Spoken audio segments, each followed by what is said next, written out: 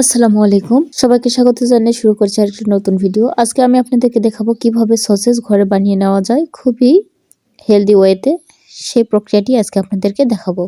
তো চলুন শুরু করা যাক। আজকে কিন্তু আমি প্রথমে কিছু ভেজিটেবল অ্যাড করব সসেজের সাথে। এর জন্য কিন্তু আমি এখানে বিটরুট এবং গাজর নিয়েছি, এগুলোকে সেদ্ধ করে নিয়েছি। আবার চাইলে কিন্তু এগুলোকে স্টিমে সিদ্ধ করেও নিতে পারবেন, কোনো অসুবিধা নেই। আর এখানে কিন্তু আমি মুরগির বুকের মাংস নিয়েছি, হাড় ছাড়া এবং চর্বি ছাড়া। আর এখানে কিন্তু অবশ্যই বুকের মাংসই নিতে হবে। আর মাংসগুলোকে কিন্তু আমি ছোট ছোট পিসেস করে কেটে নিয়েছি। এরপর এখানে কিছু মশলা অ্যাড করে দিব।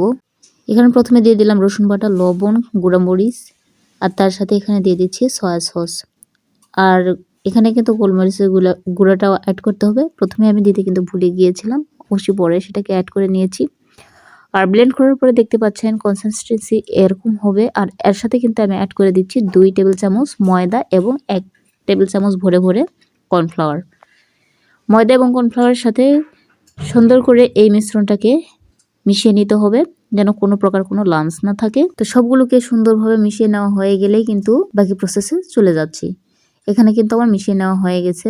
আমি প্রথমে বলেছিলাম আমার গোলমরিচের গুঁড়াটা দিতে কিন্তু আমি ভুলে গিয়েছিলাম, তো এর জন্য কিন্তু এখানে আমি গোলমরিচের গুঁড়াটা অ্যাড করে দিয়েছি। আপনারা কিন্তু শুরুতেই অ্যাড করে দেবেন। আর গোলমরিচের গুঁড়া দেওয়া হয়ে গেলেও সুন্দরভাবে এটাকে আমি মিশিয়ে নেড়েচেড়ে নিয়ে নিচ্ছি। আর এখানে একটা পাইপিং ব্যাগ নিয়ে নিচ্ছি। আপনারা চাইলে পলি ব্যাগ বা পাইপিং ব্যাগ যে কোনো দুটোর মধ্যে একটাতে ভরে নিতে পারবেন, কোনো অসুবিধা নাই। আর চেষ্টা করবেন পরিষ্কার একটা পলি ব্যাগ বা পাইপিং ব্যাগ নিয়ে নিতে। তো গ্লাসের মধ্যে এভাবে সেট করে নিচ্ছি। আমি সুন্দরভাবে এই পলির মধ্যে সবসময় সসেসটা নিয়ে নিচ্ছি। তারপরে কিন্তু আমি এটাকে সেট করে নেওয়ার জন্য একটা র্যাপার বা র্যাপিং পেপার যেটাকে বলে, সেই র্যাপিং পেপার নিয়ে নিব।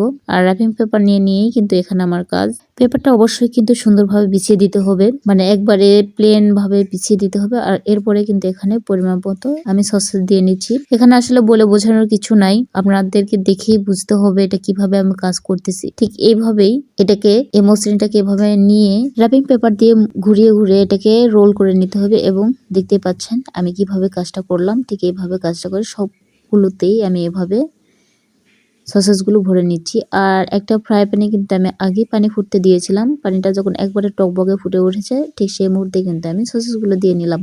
আর সসেসগুলো দিয়ে কিন্তু খুব বেশিক্ষণ আমি এখানে জাল করব না, মিনিট 2 মতো একটু জাল করে নেব, তাতেই কিন্তু এগুলো সুন্দরভাবে সেদ্ধ হয়ে যাবে। আর ঠিক এই পর্যায়ে কিন্তু আমি এগুলোকে তুলে নিচ্ছি। আর তুলে নেওয়ার সময় অবশ্যই একটু সতর্কতা অবলম্বন করতে হবে, কারণ গরম অবস্থাতে এটা কিছুটা নরম থাকে, তবে যখন এটা ঠান্ডা হয়ে যাবে তখন কিন্তু পারফেক্ট টেক্সচারে চলে আসবে। আর দেখতে পাচ্ছেন কতটা সুন্দর এবং মসৃণ একটা টেক্সচার চলে এসেছে। আর এটাকে ভাজার সময় দেখতে পাচ্ছেন কোনো প্রকার ভেঙে যাচ্ছে না, বা দেখতেও কতটা লোভনীয় হয়েছে নিশ্চয়ই দেখে বুঝতে পারছেন। ঠিক এরকমই আমার রেসিপি ফলো করে আপনারাও কিন্তু খুব সুন্দর সসেস তৈরি করে নিতে পারবেন বাসায় বসে। এটি কিন্তু বাচ্চাদের টিফিন থেকে শুরু করে বিভিন্ন রকমের ডেজার্টে যে কোনো কিছুতে কিন্তু ব্যবহার করতে পারবেন। পিৎজাতে, নুডলস বা চাউমিনে, যে কোনো কিছুতেই কিন্তু এটা ব্যবহার করা যাবে। আবার শুধু শুধু খেতেও কিন্তু এটা বেশ মজা লাগে। একবার হলেও ট্রাই করবেন এবং আমাকে জানাবেন। ধন্যবাদ।